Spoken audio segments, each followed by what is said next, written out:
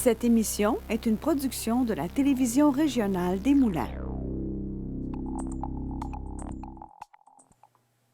Ce soir, à Vue d'ici, nous recevons M. Yvener-Pierre et Mme Sénabou Amika. Ensemble, nous parlerons du mois de l'histoire des Noirs qui se déroule en février, de racisme, mais surtout d'engagement. Restez avec nous car ça commence maintenant.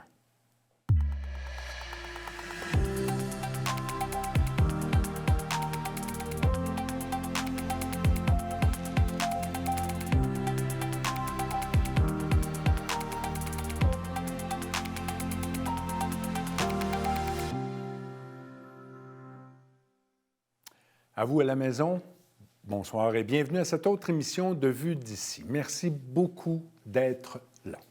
Mon premier invité est vice-président de l'organisme Lacaille.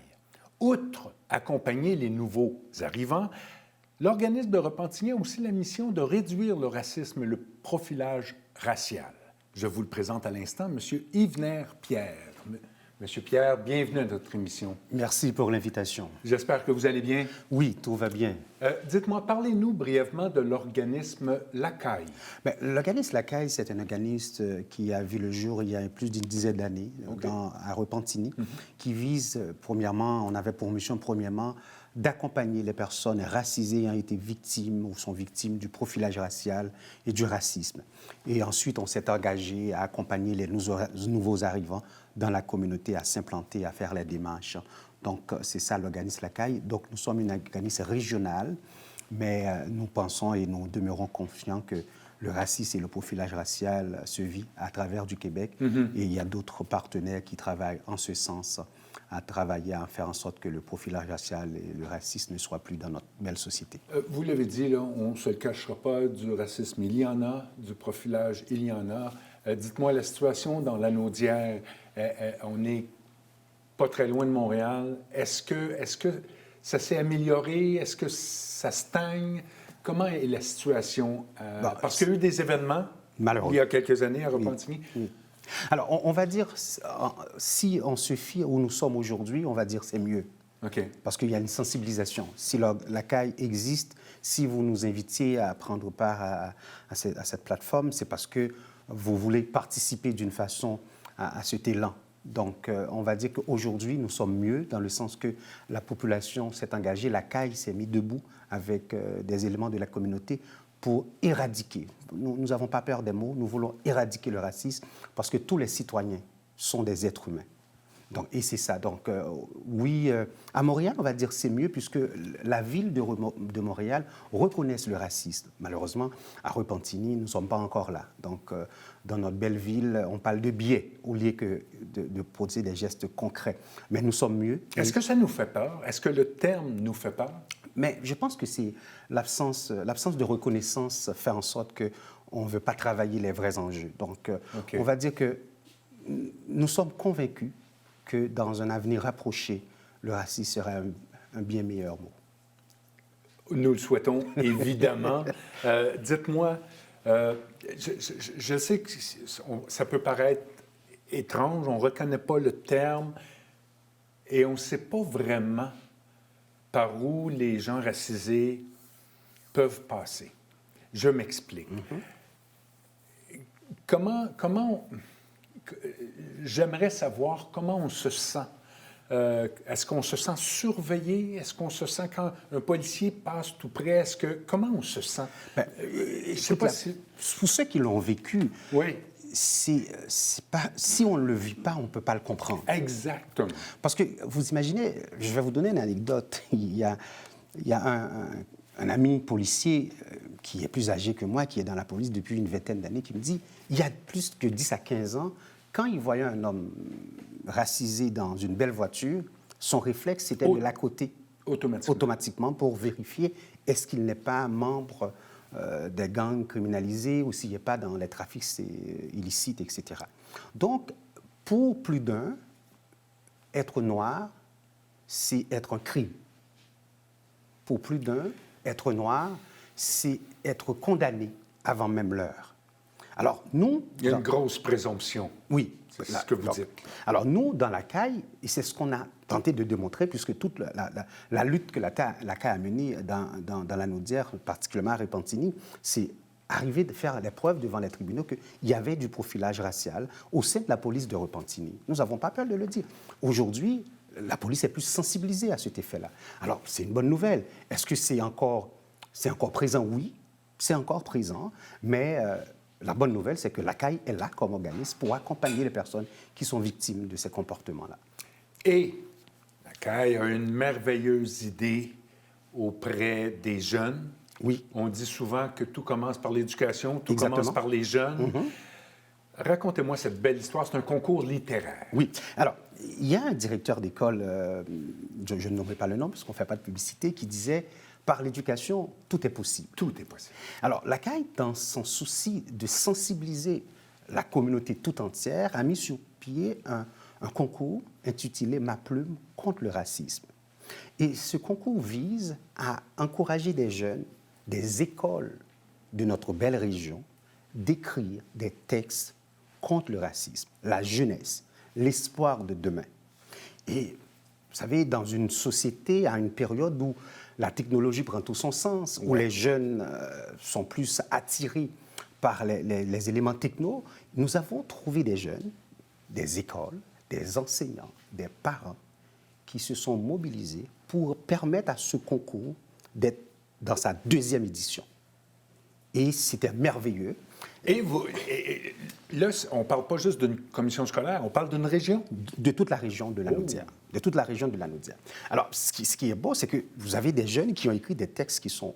Quel âge avaient les jeunes? Je pense que c'était au secondaire? Oui, secondaire. Premier cycle, deuxième cycle. 2 cycles. Oui. OK. Alors, ce qui était essentiel à voir, c'est qu'il y a des textes qui sont d'une portée extraordinaire. Il y a un jeune, je vais me permettre de citer son nom, la jeune Jessie Mia Alfred, qui a écrit un texte, c'est mon texte coup de cœur.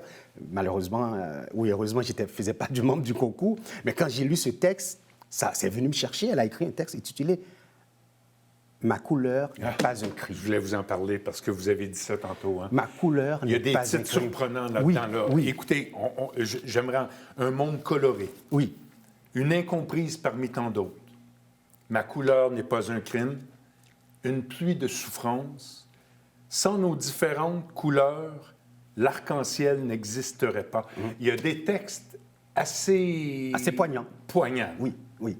Qu'est-ce qui vous a surpris dans ces textes-là? Mais c'est la capacité de ces jeunes de 15, 14, 15, 16 ans de pouvoir mettre des mots sur une situation assez profonde et de proposer des éléments de solution à leur dimension. En plus? Oui. Parce que quand le jeune nous dit « Ma couleur n'est pas un crime, nous sommes tous pareils, il faut me voir pour savoir qui suis-je », ça nous dit qu'on est ensemble dans la même galère, si vous le souhaitez bien le comprendre. On est tous pareils. On est tous pareils.